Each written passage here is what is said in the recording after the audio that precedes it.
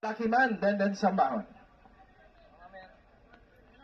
Wait lang ha, baka hindi magkasya sa stage. Race na muli po, isang magandang hapon sa inyong lahat. And that was race number 3, the 2026 Piracom Grand Copa Division 1 Stakes Race in honor of Manila Mayor Isko Moreno Domagoso. Kung saan ang winner natin, number 4 King James, rider niyan Lester F. De Jesus, owner Big Boss James Anthony Rabano, trainer Mr. Felix Lauron. At kasama natin, siyempre sa ating warding area, unahin na natin from the MNPCI with our racing manager, Mr. Randy Prado. At ganun din, kasama natin ang ating Miss Manila 2026. Ito, sariwang-sariwa pa.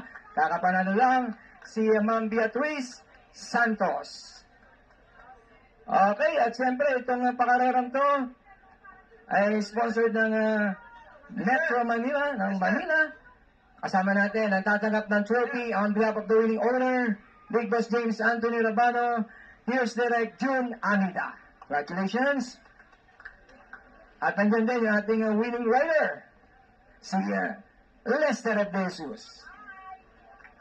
Yung ating winning trainer, sige, pasok ko na rin, si Sir Felix Lauron. Congratulations sa inyo. At mayroon, pakilala natin, siyempre, ang ating bisita para sa hapong ito.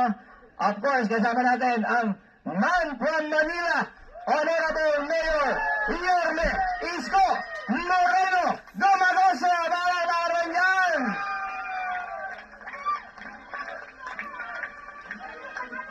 At siyempre, from the Philippine Racing Commission, we have the Chairman, Honorable Chairman Sir Rolly De Leon.